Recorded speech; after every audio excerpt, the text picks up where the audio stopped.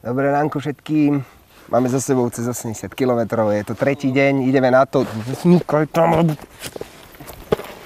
Ten Ford iba oné plus GRS, sťažuje sa, mám to ťažké s ním. No a čakáme nejakých ľudí, ktorí nám písali, že sa k nám chcú pridať, takže som na nich zvedavý. To nie je správne. No dobré. Nejaké zoznámenie. Čau. Ja som Matúš. Čau.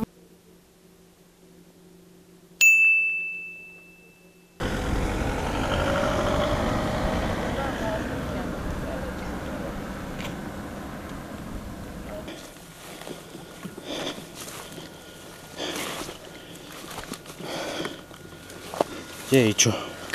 Neviem. Možno, že v Kremnici. Mu sa dobre šlape, keď máte dudy. A ja som v Pčku.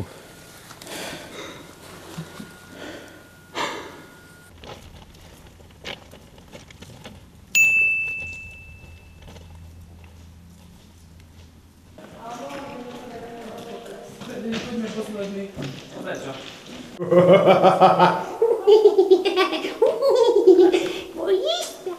Bojíš? Si v tuneli, tunelíčku, čolíčky. Bojíš sa?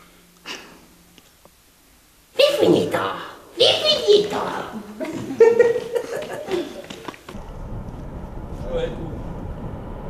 Schovaj sa, Matúš, trošku. Skovaj sa ešte sa skovaj trochu. Ešte sa skovaj. Dobre.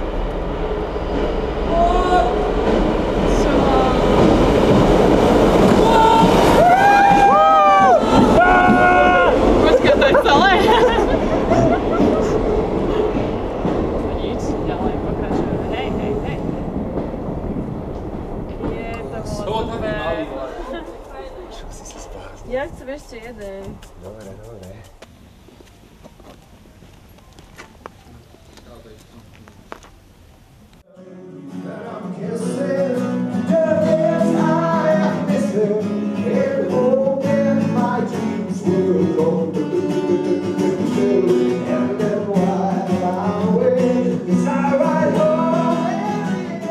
Aký je dnes deň?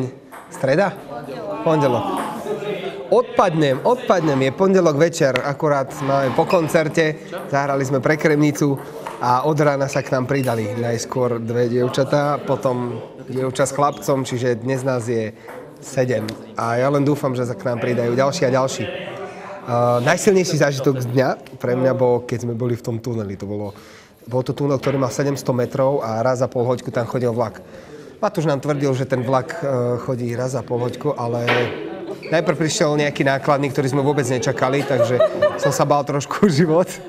A už neverím nikdy Matúšovi, lebo Matúš veľa hovorí, ale neverím Matúšovi.